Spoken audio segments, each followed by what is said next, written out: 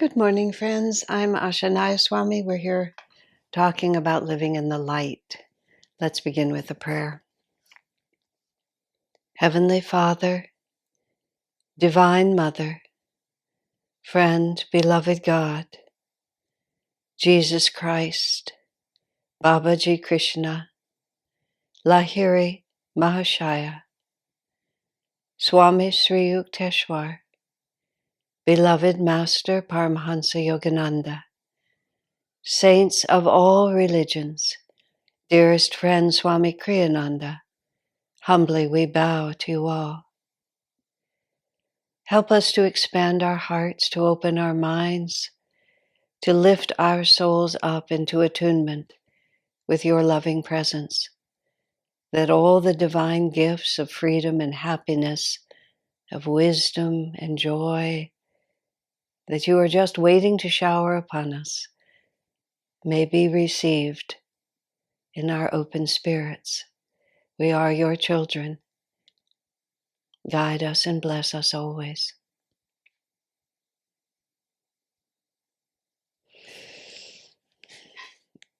All right, my friends.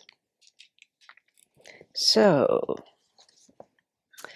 we were talking before about the power of spiritual family and how the magnetism of every individual soul longing is greatly amplified when there is a cultural or a collective or a community unified in its aspirations.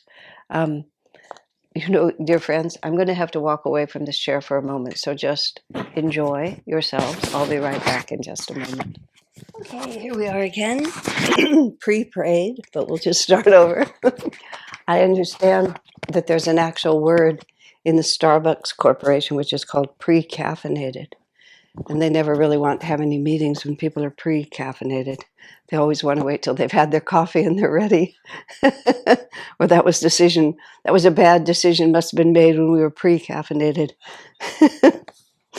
during pre-caffeination time. Anyway, here we are again. So we were talking about how these great spiritual families sort of become what you would call the magnet that draws these great spiritual movements into the world.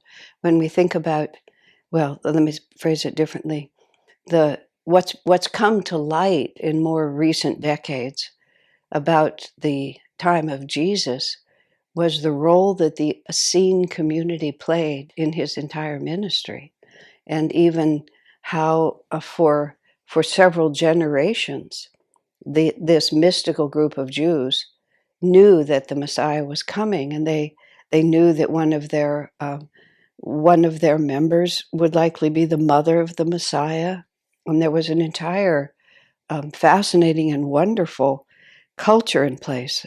There's many different books now that are written about Jesus and the Essenes. Some of them are more fanciful, and some of them are more credible. But Master and Swamiji both, I mean, they endorsed the idea, Swamiji especially. I mean, I said that about Master, but I think he did also. But Jesus was born into a context. And so he was the avatar for those people.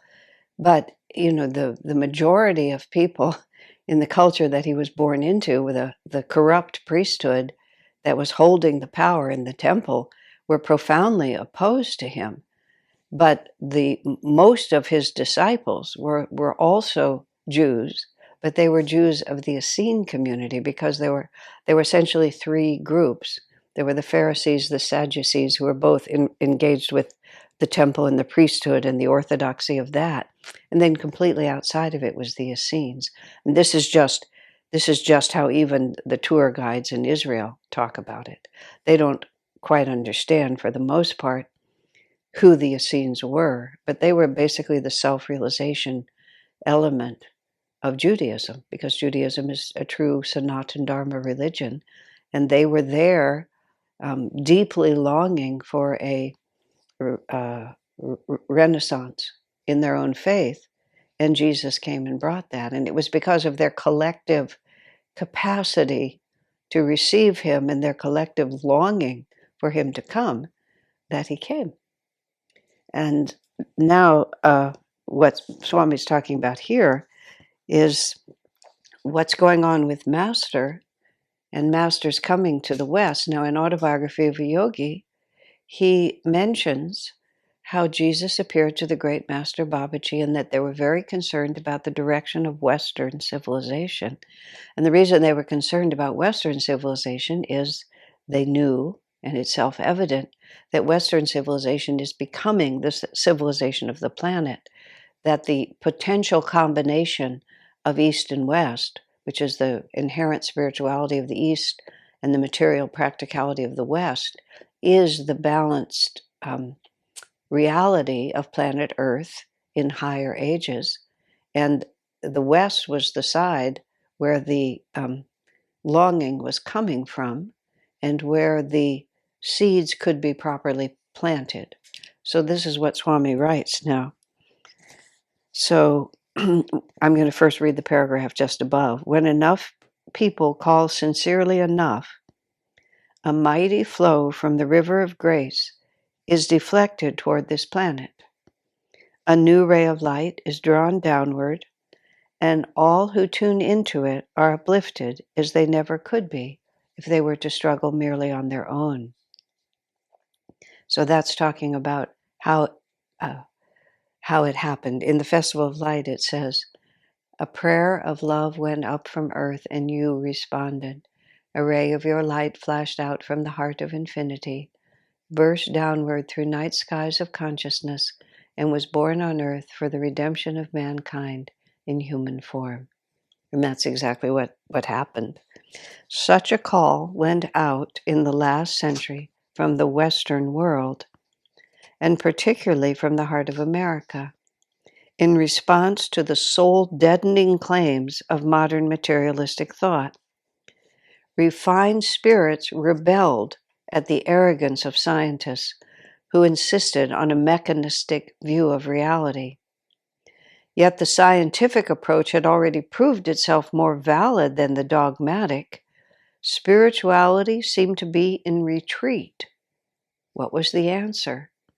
Obviously, it was for a divine ray to shine down and offer to spiritualize science itself. Isn't that just interesting how Swami talks about that? What we also have to understand is that these cosmic movements of energy are not, they're not written up in Newsweek magazine. They're not opinion pieces in the New York Times, or let me phrase it differently. By the time it reaches that point, it's way past. I mean, it's risen all the way to the surface. What God responds to and what God feels is the soul's longing, even long before the mind itself knows it. Is it just groups of refined souls who have come to a place because it's their destiny to be there? There's this intuitive understanding that something needs to be different here, and a desire to grow deeper and to share. And it doesn't, what the world sees and what God sees are often, just way apart from each other. I had the opportunity in 1986, I think it was. Yes, it would have been the end of 1986. after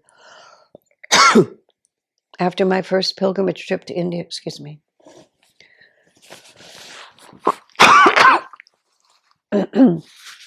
After my first pilgrimage trip to India, we actually went to Europe and had another month of pilgrimage in Europe and traveled around to just David and me, not a group, and went to various places like Lourdes and Avila and Fatima. And we also went to Konnersreuth in Germany.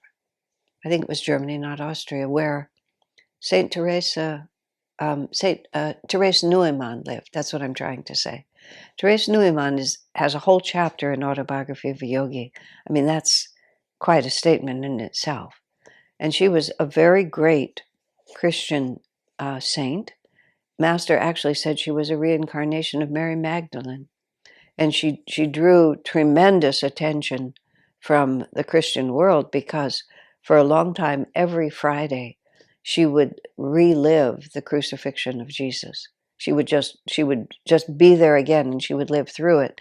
And she would receive on her body the stigmata, and her forehead would bleed because of the crown of thorns, and her hands and feet would bleed because of the nails. And she would see it, and she would go through it. And Master heard of her and went to Connersroith to see her and was there in her visions. Now, if you think, as Swami said later, that he felt that Master was a reincarnation of Jesus, and Master said that that Teresa was Mary Magdalene, there must have been a meeting on levels that the rest of us couldn't see.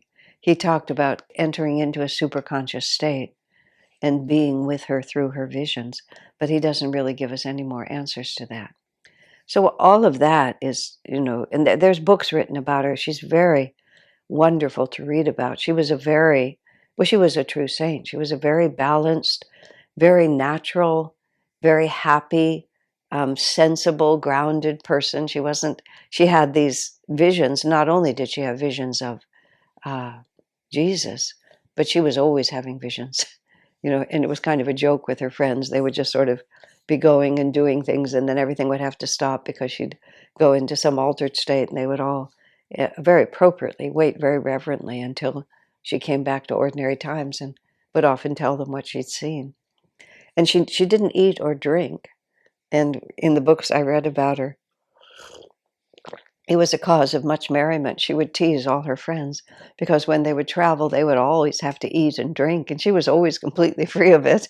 And she would make fun of them for their dependence on food and water, but it was all very free and very natural. So here's the entire point of this. We drove up to where she lives. This was now 1986, and she lived, decades earlier. It is absolutely at the edge of nowhere. You just drive and drive and drive through all this. Germany is the most organized place in the universe. Every single intersection, as far as I can see, in the entire country is clearly marked. So you're never lost. But it was just an absolute backwater. And it was just this tiny, even then, just this tiny little village with just nothing. We were nowhere at all. We checked into a little inn and asked about her. I think her fame has increased since then, but there were no particular visitors. And we asked about her, and her house happened to be across the square.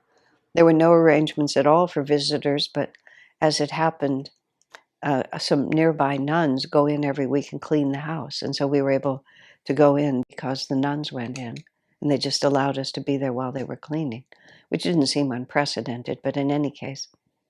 But here's what I was thinking is, my goodness, the difference between what God thinks is important and what mankind thinks is important is really very, very different. Because you reading about her here in Autobiography of a Yogi, seeing how extraordinarily grand her experience was, at least then, and we just expected something, and there was just absolutely nothing. And it must have been even less when she was there. There were a lot of we were in this inn that there were a lot of day workers or people would come from some other area to work, tradesmen, businessmen. So there was this whole room of working people having their evening meal at the inn. So just such simple people and just such straightforward. But you see, that's the stuff of which God realization is made, because you have these people who are flashing their worldly power, who are being so important on television, and who are making pronouncements about what we're going to do, and are winning awards for this and that they do. Most of the time, not always, but most of the time, they're so busy with themselves that they don't have time to be busy with God.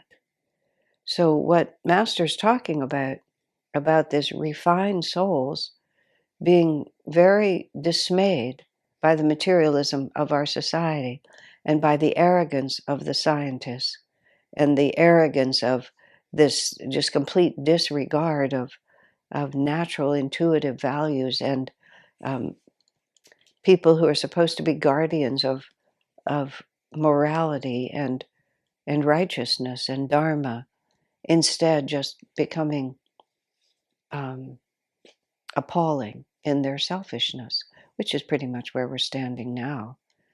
But there's another movement, and it's to that movement that God responded. So, Swami says, America especially seemed destined to draw this divine ray. Founded as it was on principles of religious freedom, this country, and then Swami says, despite its notorious materialism, has always hungered for spiritual truths also. It was onto this soil, accordingly, that the ray shone, through the life and mission of the great master of yoga science, Paramhansa Yogananda. I mean, it is interesting, and I've talked about this in this series at different times, about the nature of the role that America, that the divine has established for America as a true Dwapara Yuga country. And one of the really terrible things that's going on globally, and is also particularly going on in American society right now, but it's going on globally, and it's satanic. It's a satanic force that is trying hard to tear down anything that has any goodness to it. And it's come in this exceedingly mean-spirited lack of charity, lack of common sense understanding that in a world of shadow and light, even the lightest among us, or the lightest situations in the world, may also have a little bit of shadow in them, because human beings are flawed, and we're working our way to become saints. We're not saints yet. So thus, for example, the greatness of our founding fathers of this country, the courage they showed, the conscious awareness that they were instruments of divine destiny, that they felt God calling them, and they risked everything. And many of them ran into great trouble in the early years of our country, as there was the fight with the British and all that had to be worked out. But there was also greatness there, greatness in the ideals upon which this country was founded, that should be admired.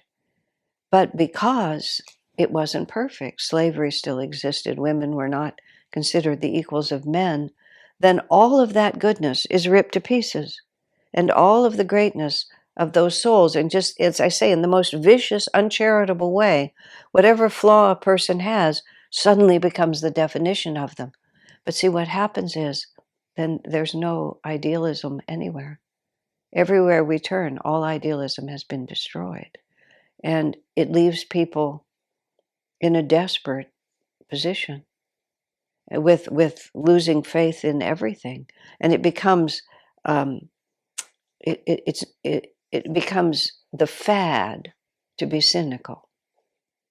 And children grow up into this cynical world, and they grow up now just seeing no examples of actual greatness.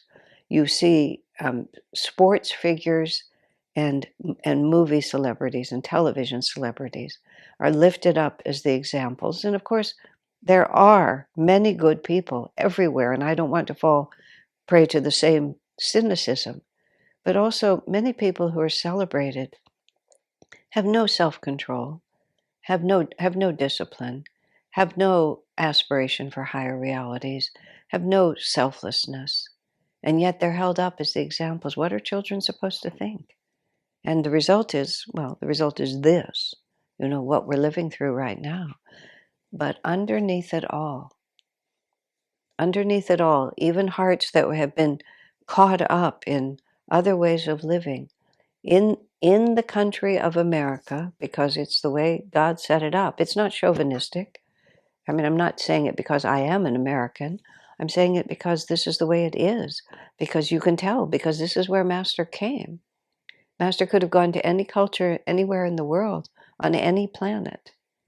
And there was a call a sincere divine call that Master knew he could work with, that he could plant his work in the soil of this country, in the consciousness of these people. And we're talking about a generational movement here, because at the end of Master's incarnation in 1952, I mean, it was just barely started, and it's still just barely started, but the karma is here.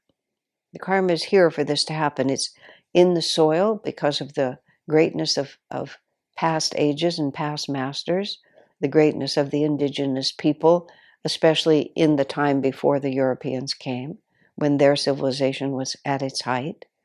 And it's a magnet now that's drawing it's drawing souls here who have the karma to be part of this movement, because America has a destiny. Master said America and India.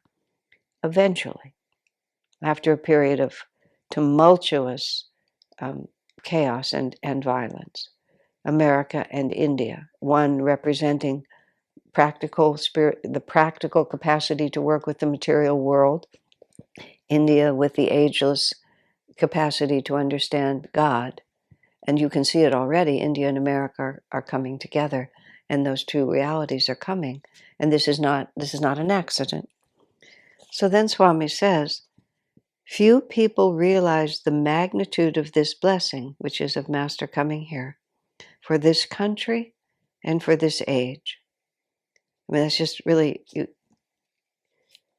when Swamiji wrote this, he was concerned that it not appear sectarian. So we're not just sort of another Master is the one and aren't we lucky. He's really just trying to speak about the way grace flows in the world. And there are, as Swami says repeatedly, there are many other spiritual families working in the same way at the same time. He's just talking about this one. I mean, this is an avatar. We're familiar with Jesus. We're familiar with Buddha. Those are the two in the West that we know about the most, especially, of course, Jesus. Think of the magnitude of the influence of the life of that soul. And we're talking about a soul of the same magnitude. And we're talking about an avatar's mission of the same magnitude. And I mean, I myself have been now to Jerusalem a number of times with this profound awareness that this is where Jesus lived. And so now we have America, and this is where Master lived. And he crisscrossed the country, speaking, in the largest halls in our major cities. Why did he do that? He planted his vibration all over the country. He settled in Los Angeles, but he planted his vibration all over the country, literally from coast to coast. So it's worth noting. So Swami says, few people realize the magnitude of this blessing for the country and for this age. By the power of this ray, Master said, millions will find God. But they will only find him through this ray who understand what a blessing it offers and who take full advantage of it. So Swamiji is trying to awaken us to what we have, because sometimes people don't notice what they have at home. I'm going to tell a little joke about this, just on the other side. Friends of mine, their son now he must be 50, but when he was about 30, he was on a spiritual search. He did not end up adopting the Ananda path. He had adopted a similar path, and he came to Ananda, and he brought one of his friends with him, and they spent the weekend with my friends, his parents. They were in the community. They saw the whole extraordinariness of Ananda Village and how wonderful it was. They went to Sunday service. They sort of got a taste of this teaching. And as they were leaving, the friend said to the son of my friends, and the parents were standing there. He said to the son, he said, "You grew up in a community like this. You have parents like this. You have a teaching like this." He said, "And you're seeking?" It's like, where do you think you're going to find more than you already have? No, it wasn't that boy's destiny. to follow this path. He followed something else. But that's what Swami's trying to say to us. Sometimes we get too confused, and that we're just, we don't know, I don't know what we think is supposed to happen, but it's been planted right here. Swami has talked about this when he talks about Autobiography of a Yogi, about how many people read that book, and then they go on a spiritual quest. They start seeking at that point, when he says, and too few of them realize that what they're seeking, they're holding it in their hand. And so this is what Swami's trying to say to us. Millions will find God, but they only will find him through this ray who understand what a blessing it offers them and who take full advantage of it, which is what Swami's trying to tell us here. Back at the beginning, he says, those people get the most from this path who serve this work selflessly, who try to share with others the light they receive, who try to attune with others who are more experienced on this path, and realize that attunement is the key to everything. So that's how you get more from this path. Who then will say, but how do I find such a ray? The prayer has already gone out. It has been answered.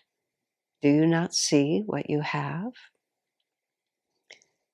A few years ago, while addressing a crowd of about 1,000 spiritual seekers in Vancouver, I asked for a show of hands of those who had read Autobiography of a Yogi.